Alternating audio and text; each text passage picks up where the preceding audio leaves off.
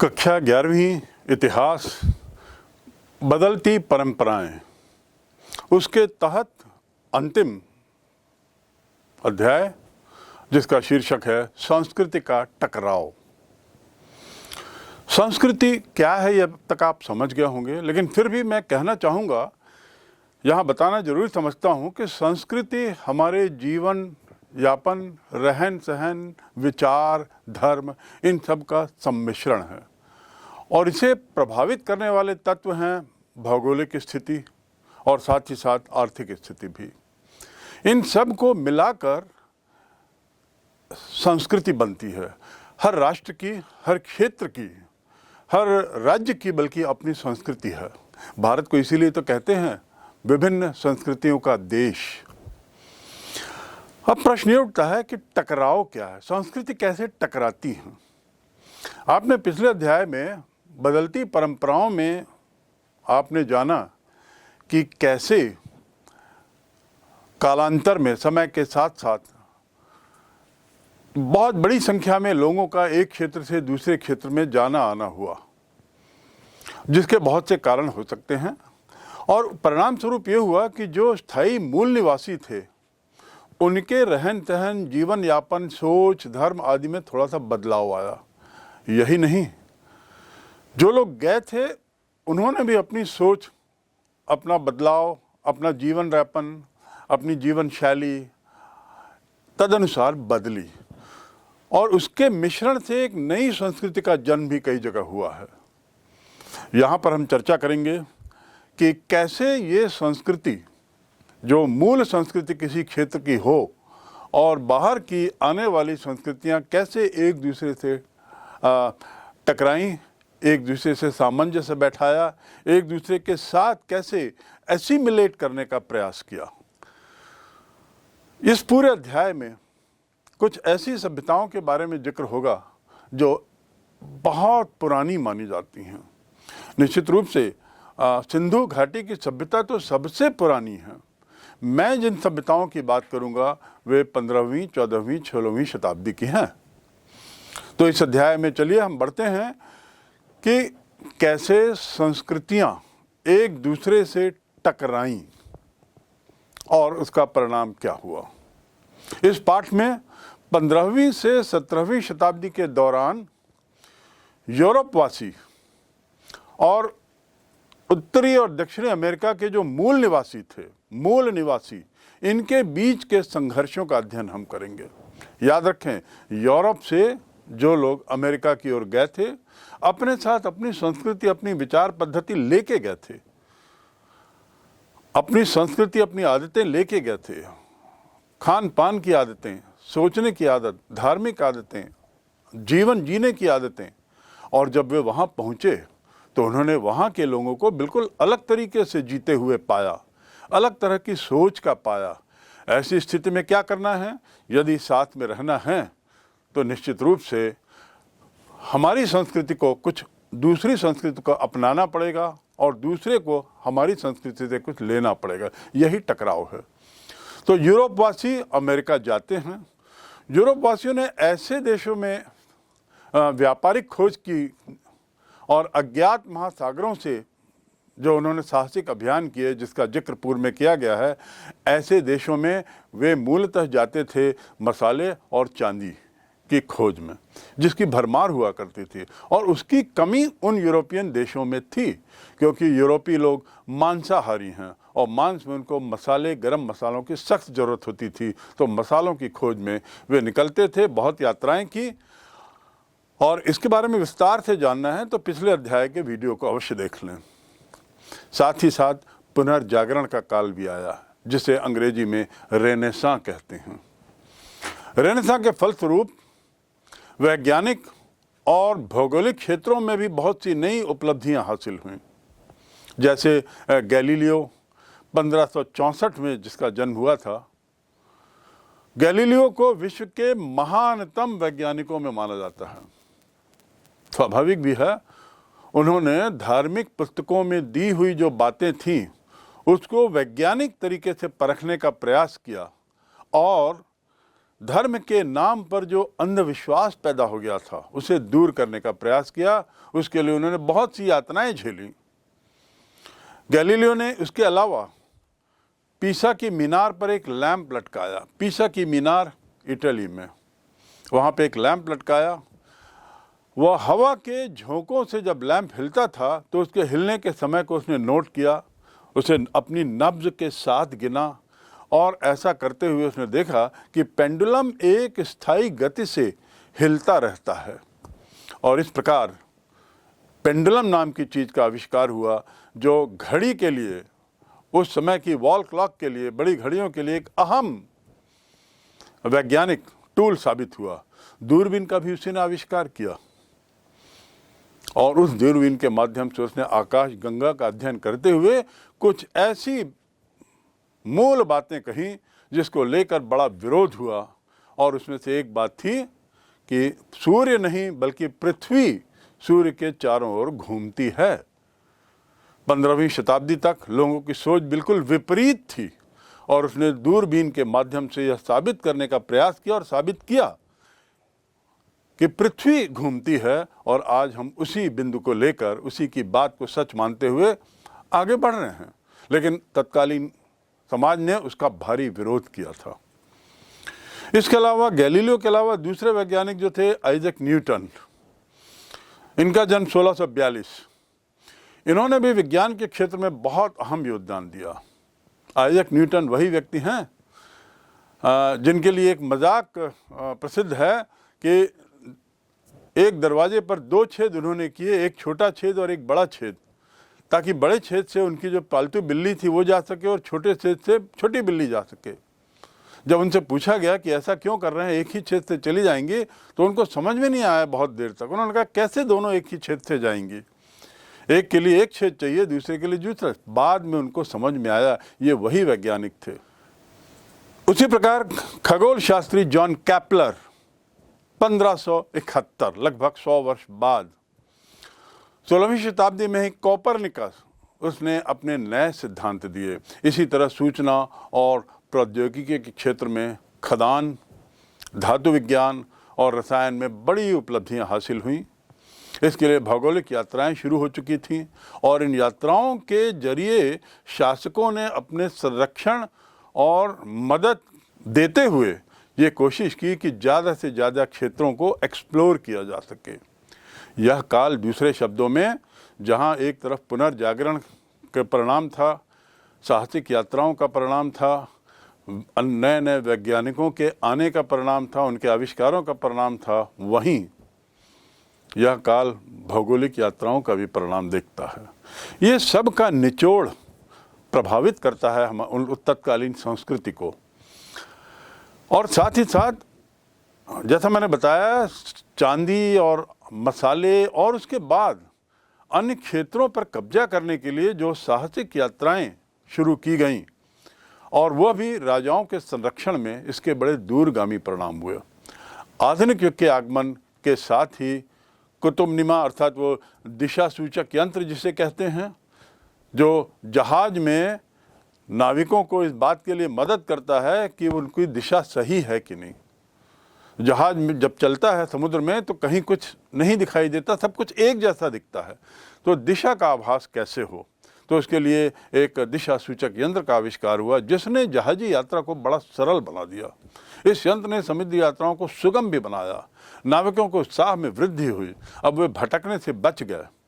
Spain और पुर्तगाल के निवासियों ने ये काम शुरू किया और साथ ही साथ उन्हें पोप से अधिकार भी मिला।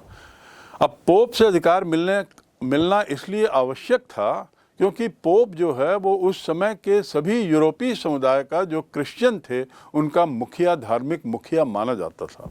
और धार्मिक ही नहीं बल्कि राजनीतिक मुखिया भी उसे मानते थे। तो अंतिम अनुमति उसकी तरफ से आनी आवश्यक होती थी, जो उसने बड़े सहर्ष रूप से दी। इन्हीं भौगोलिक यात्राओं के जिक्र करने पर सबसे पहला नाम तो मार्को पोलो का आता है और उसके बाद कोलंबस का आता है। मार्को पोलो का नाम इसलिए क्योंकि मार्को पोलो के द्वारा दी गए यात्रा वृत्तांत के आधार पर कोलंबस ने, जो इटली का निवासी था, उसने अपने शासकों के संरक्षण में 1492 में यात्राएं शुरू की, और वो भी पूर्व की ओर। आप देखिए नक्शे में पूर्व किस तरफ होता है, जिसे आज हम अमेरिका कहते हैं। यूरोप से निकलने पर पूर्व उस तरफ। और परिणाम ये हुआ कि अंततः वो ऐसी जगह पहुंच गया जिसे हम आज अमेरिका कहते हैं। तत्कालीन खोजों से मालूम हुआ कि ये नई दुनिया है, भारत नहीं है। वास्तव में कोलंबस निकला था भारत के मार्ग की खोज के लिए, क्योंकि भारत में मसालों का अथाह भंडार था, अथाह खेप थी। लेकिन जब वो एक जगह पहुंचा, उसने सोचा शायद ये भारत है, उसने इंडीज नाम दिया। बाद में मालूम हुआ कि यह इंडीज नहीं है, इसीलिए वो वेस्ट इंडीज कहलाया, और आज वर्तमान में नई दुनिया के रूप में जाना जाता है अमेरिका। उस समय उत्तरी और दक्षिण अमेरिका में दो तरह के लोग थे जब कोलंबस वहां पहुंचा। एक तरफ कैरिबियन क्षेत्र देखेंगे, एवं ब्राजील में छोटी अर्थव्यवस्थाएं थीं। कैरिबियन और ब्राजील, कैरिबियन क्षेत्र उसे कहते हैं जहां वेस्ट इंडीज आदि हैं, गुयाना, वेस्ट इंडीज और अन्य द्वीप हैं जो मिलकर एक देश बनते हैं। तो उत्तरी अमेरिका और दक्षिणी अमेरिका की यदि बात करें, जहां पर कोलंबस पहुंचा 1492 में, तो उसने दो तरह के लोगों को पाया, या उस जगह दो तरह के लोग मिलते हैं। एक तो ऐसे लोग जो कैरिबियन क्षेत्र, ब्राज़ील के क्षेत्र में हैं, जहाँ की अर्थव्यवस्थाएं जो थी कुछ दूसरी थी, छोटी थी। छोटी और बड़ी अर्थव्यवस्था का क्या मायने है ये आगे हम समझेंगे। फिलहाल ये जानें कि दूसरी अर्थव्यवस्था खेती और खनन पर विश्वास करती थी, फार्मिंग, माइनिंग, इस पर आधारित थी। साथ ही साथ दूसरी अर्थव्यवस्था जो थी वह राजतंत्रीय व्यवस्था थी, अर्थात शासक के समर्थन से, शासक के निर्देश पर वह चलती थी।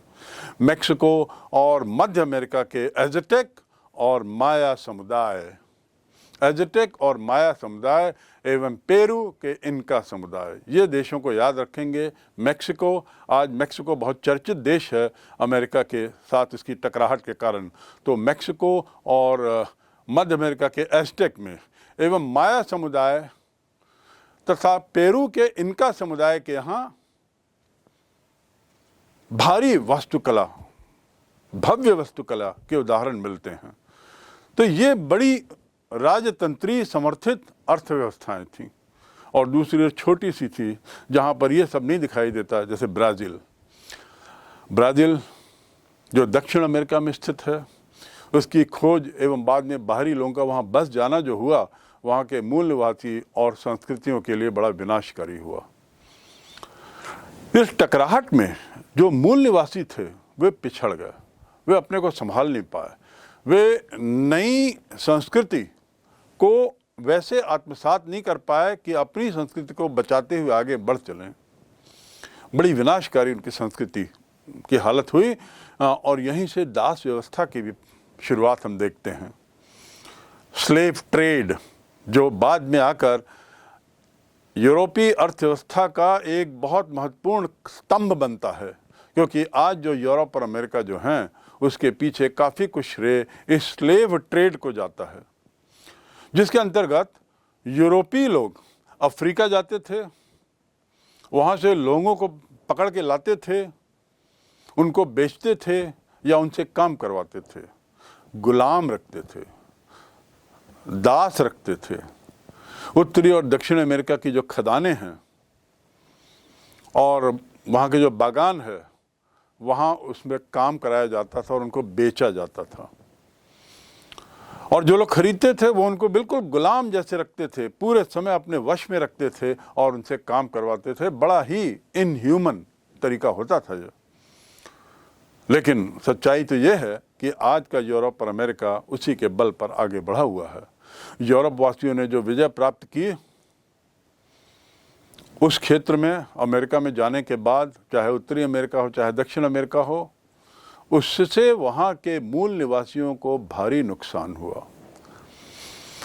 आगे इसका जिक्र और आएगा कि नुकसान किस हद तक हुआ और क्यों हुआ, क्योंकि इससे अमेरिका के लोगों की जो उनकी जो भौतिक, उनकी जो मूल संस्कृति थी वह आमूल चूल रूप से नष्ट हुई ही नहीं, नष्ट कर भी दी गई। मूल निवासियों की जो पांडुलिपियाँ थीं, उनके द्वारा जो भी लेखनी थी, उनके द्वारा बनाया गया जो भी सामान था, जो भी स्मारक थे, उस सब को तहस नहस करके आमूल चूल रूप से नष्ट कर दिया गया। उसी के बाद 19वीं शताब्दी के अंत में मानववादी आते हैं। अभी तक जो मैं बात कर रहा था वो 15वीं, 16वीं, 17वीं शताब्दी की बात थी। 15वीं शताब्दी से मेरा तात्पर्य है 1450 के बाद से लेकर 17वीं शताब्दी अर्थात 1650-60 तक का काल। अब यहाँ 19वीं शताब्दी में मानववादी आते हैं। ये मानववादी वे व्यक्ति हैं जिनकी सोच कुछ अलग है, ह्यूमन वैल्यूज की बात करते हैं। ये इनकी सोच को मानववादी विचार माना जाता है। ये 19वीं शताब्दी में आए और इनके द्वारा विभिन्न देशों की संस्कृतियों का अध्ययन किया जाता है। ये जानने का प्रयास किया जाता है कि ये संस्कृतियाँ कैसे आईं, कैसे बदलीं, टकराहट के क्या परिणाम हुए और अंतिम परिणाम क्या हैं।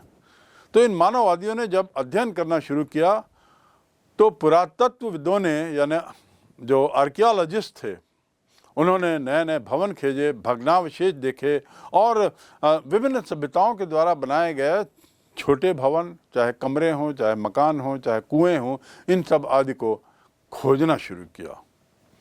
सन 1911 में इनका सभ्यता का एक शहर जिसका नाम है माचू पिचू, इसकी खोज की गई। याद रखें, यही वह काल है जब सिंधु घाटी सभ्यता की पहली खोज हुई थी और मोहनजोदारो को आर्कियोलॉजिस्ट ने, उसको जो पुरातत्वविदों ने उत्खनन करके ज़मीन से निकाला था। लगभग उसी समय इनका सभ्यता का एक बहुत बड़ा दृश्य सामने आता है और माचू पिचू जिसे आप देख रहे हैं, ये वहाँ पे दिखा, इसकी खोज की गई। अभी कुछ नए चित्र लिए गए हैं जिससे पता चलता है कि ऐसे और भी कई शहर हैं जो कि वहाँ के जंगलों से आच्छादित हैं। ब्राज़ील, पेरू, ये सब जो देश हैं, ये जंगलों से पटे हुए हैं, पूरी तरह भरे हुए हैं और इसलिए यहाँ पर किसी तरह की खोज करना और कठिन हो जाता है। लेकिन अब ये हवाई यान से और ड्रोन आदि की मदद से ये कुछ संभव हो पा रहा है और माचू पिचू के बाद कुछ अन्य शहर भी सामने आए हैं। ये जो यात्राएं, भौगोलिक यात्राएं हुई और यूरोपियनों का अमेरिका की ओर आना हुआ, चाहे उत्तरी अमेरिका चाहे दक्षिण अमेरिका, तो इसका एक बड़ा दुष्परिणाम ये हुआ कि इन लोगों ने, यूरोपीय वासियों ने, मूल जो सभ्यता थी, मूल समाज था, उसकी पांडुलिपियाँ और उनके जितने भी बिल्डिंग, इमारतें वगैरह थी, सबको तहस नहस कर दिया, जैसे मैंने बताया। साथ ही साथ इसका परिणाम ये होता है कि इतिहासकारों को या पुरातत्ववेत्ताओं को जब वे उस स्थान पर, उस स्थान की मूल संस्कृति को जानने के लिए प्रयास करते हैं तो पाते हैं कि मूल जो निवासी थे उनके सारी चीज़ें नष्ट हो चुकी हैं और इसलिए उस क्षेत्र की जानकारी यदि लेना है प्राचीन समय की, तो हमें यूरोपीय पांडुलिपियों पर, यूरोपीय निर्माण कला आदि पर काफ़ी कुछ तक निर्भर होना पड़ेगा। यह इसका एक बहुत बड़ा दुष्परिणाम था। यूरोपीय वासी जब अमेरिका की यात्रा करते थे तो एक चीज़ जरूर करते थे और वह था रोज नामचा, यानी लॉगबुक। लॉगबुक अर्थात डे टू डे एक्टिविटी की डायरी, जिसमें वो रोज़ उन्होंने क्या किया उसको लिखते थे, अपनी यात्राओं का विवरण लिखते थे और उसमें क्या, उसका पूरा जिक्र करते हुए वो स्पष्ट करते थे कि उनकी यात्रा आज की तारीख की किस तरह की हुई। शासकीय अधिकारियों और उसके अलावा धर्माचार्य, जेसूट्स यानी जो क्रिश्चियन फादर वगैरह होते हैं, उनके विवरणों से भी हमें मूल निवासियों के बारे में जानकारी मिलती है। अर्थात मूल निवासियों के लिए यदि हमको जानकारी जानना है तो हमें यूरोपीय जानकारियों के माध्यम से उन तक पहुंचना होगा, क्योंकि मूल संस्कृति के बारे में हमें विशेष जानकारी उनके पांडुलिपियों से नहीं मिल रही है। हालांकि जो भी यूरोपीय वासियों ने अमेरिका को खोज के बारे में लिखा और या जो विवरण दिया, वो उनके नज़रिए से दिया गया विवरण है।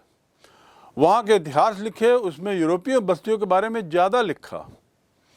वहाँ रहते हुए जो उन्होंने विवरण लिखा, उसमें अपनी आदतों के बारे में, अपने विचारों के बारे में, अपने धर्म के बारे में, अपने धर्म के विस्तार के बारे में आदि आदि ज़्यादा लिखा है, ना कि स्थानीय लोगों की आदतों के बारे में, स्थानीय लोगों के जीवन यापन के बारे में, स्थानीय लोगों के जीवन शैली के बारे में कोई विवरण नहीं है। कई जन समुदाय उत्तरी दक्षिण अमेरिका और आसपास के द्वीप समूह में हजारों सालों से रहते आए थे। वहाँ पर बहुत पुरानी सभ्यता थी, हजारों वर्षों पूर्व से वहाँ पे रहते आ रहे थे कई समुदाय, लेकिन उनका हश्र ये हुआ कि उनके जीवन शैली के बारे में हमें कोई जानकारी नहीं है, और जो है वो यूरोपीय नज़रिए से है। एवं एशिया, दक्षिण अफ्रीका के देशों में जाकर लोग वहाँ जो जाकर बस रहे थे उनके बारे में वैसी जानकारी। दक्षिण अमेरिका, जैसा मैंने पूर्व में बताया, घने जंगलों एवं पर्वतों से आच्छादित है। ये भी एक दिक्कत थी वहाँ की संस्कृति को जानने की, और आज जो पुरातत्ववेत्ता वहाँ की खोज में लगे हैं पुरानी चीज़ों को निकालने में, उनके साथ उनके सामने वहाँ के जंगल आड़े आ रहे हैं। अमेज़न नदी जो दुनिया की सबसे बड़ी नदी मानी जाती है, वह अत्यधिक घने जंगलों से होकर गुजरती है। और चूंकि सभी सभ्यताएं अपने प्रारंभ में नदियों के किनारे बसती हैं, अमेज़न नदी के किनारे ही ये सब सभ्यताएं थीं जिनका मैंने पूर्व में जिक्र किया है। लेकिन घने वन इन सभ्यताओं के बारे में त्वरित जानकारी देने में बाधक हो रहे हैं। मध्य अमेरिका में, मैक्सिको में, समुद्र तट के पास के क्षेत्र में बहुत सघन जंगल हैं, सघन वनों के आसपास वहाँ गांव स्थित थे, इसकी भी जानकारी है, लेकिन उन गांव के बारे में कोई विस्तार से सूचनाएं नहीं मिल पा रही हैं।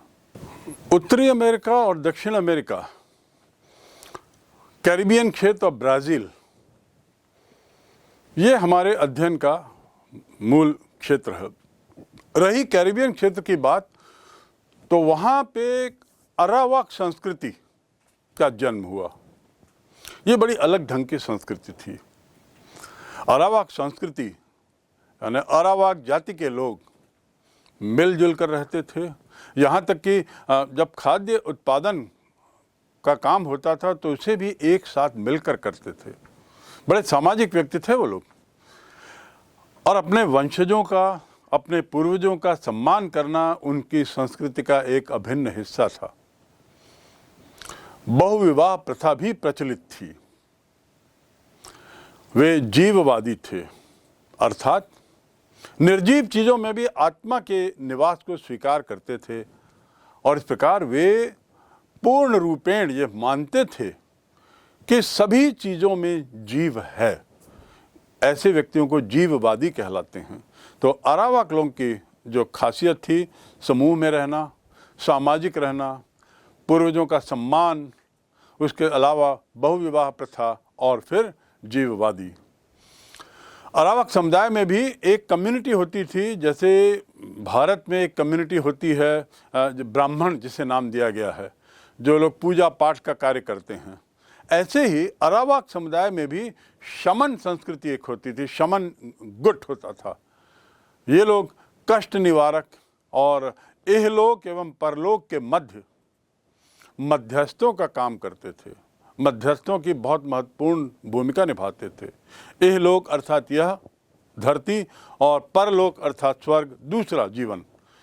तो इनके बीच में एक तरीके से लिंक का काम करते थे, एक तरह से जोड़ का काम, मध्यस्थ का काम करते थे। और ये गुट अरावाक के अंदर का ही एक गुट होता था। इसके अलावा इनकी कुछ और आदतें भी थी, जैसे सोने के गहने पहनना। लेकिन हाँ, सोने की उतनी अहमियत नहीं थी जितनी कि यूरोपीय लोग देते थे। वो सोने को केवल इसलिए पहनते थे क्योंकि वो थोड़ा चमकदार होता था। यदि इनको यूरोपीय वासी सोने के बदले कांच का मनका दे दें तो वो कांच के मनके को रख के सोना उनको दे देते थे। क्यों? क्योंकि कांच के मनके में ज़्यादा चमक होती है, तो उनको चमक आकर्षित करती थी। सोने की कीमत से वे वाकिफ़ नहीं थे। मनकों को, कांच के सामान को वो बड़ा सहर्ष रूप से स्वीकार करते थे क्योंकि वो ज़्यादा चमकदार था। इसके अलावा बुनाई कला में पारंगत थे। बुनाई कला जो थी बहुत विकसित थी। हैमक आप देखते होंगे, जानते होंगे हैमक क्या होता है। हैमक ऐसा झूला जो जूट की रस्सी या मोटी रस्सी से बना हुआ होता है, उसे हैमक कहते हैं। हैमक बनाने में वे बड़े निपुण थे, उनकी बड़ी विशेषता थी और उनकी इस विशेषता को यूरोपियन लोग बहुत पसंद करते थे। अर्थात हैमक का निश्चित रूप से वो वहाँ से एक्सपोर्ट करते रहे होंगे, अपने यहाँ ले जाते रहे होंगे। हैमक की मांग बहुत रही होगी। अरावाक लोग काफ़ी उदार भी थे, प्रकृति थे, स्वाभाविक रूप से उनमें, उनकी प्रवृत्ति में उदारता थी। यूरोपीय लोगों को सोना देने के लिए हमेशा तैयार रहते थे क्योंकि वो देखते थे कि स्पेनिश लोग सोना खोज रहे हैं, तो सोने के बदले यदि कुछ अन्य चीज़ मिल जाए तो स्पेनिश लोग सोना तुरंत लेके चलते बनते थे।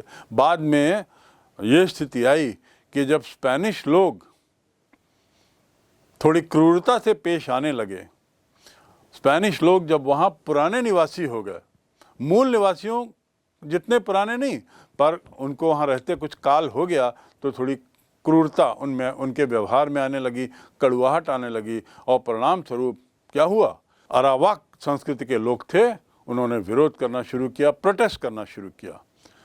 लेकिन परिणाम उनके पक्ष में नहीं रहा। इस प्रोटेस्ट का बहुत ही सख्ती से उनसे निपटा गया और बड़े कठिन परिणाम भुगतने पड़े क्योंकि अब वे स्पेनिश या यूरोपीय लोगों के चंगुल में आ चुके थे, उनके गुलाम बन चुके थे।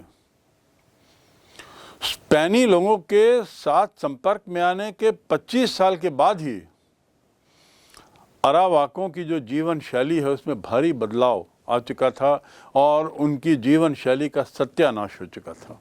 जीवन शैली तो अरावकों की पूरी तहस नहस हो ही गई, इसके अलावा वे गुलाम बन चले और उन्होंने अपना पूरा पुराना इतिहास जो है एक तरीके से उसको खो दिया क्योंकि अब नई जीवन शैली में ढालने की व्यवस्था थी। दक्षिण अफ्रीका, उसके पूर्वी समुद्र तट में ब्राज़ील, देखिए कितना विशाल देश है। ब्राज़ील नामक वृक्षों का जंगल हुआ करता था। ब्राज़ील नामक वृक्ष, तो सबसे पहले तो ये जाने कि ब्राज़ील जिस देश के बारे में हम जानते हैं, बात करते हैं, वह नाम एक वृक्ष से पड़ा है जिसकी संख्या वहाँ प्रचुर है, भारी है।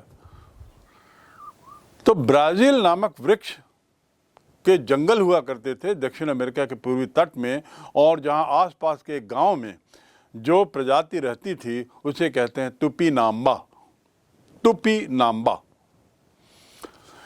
वे लोग खेती के लिए जंगलों को साफ नहीं कर पा रहे थे क्योंकि जंगल बहुत घने थे, विशालकाय नदियाँ थी और साथ ही साथ उनके पास ऐसा कोई अस्त्र या औजार नहीं था जिससे कि उन पेड़ों को काटा जा सके, अर्थात उन्हें लोहे की जानकारी नहीं थी।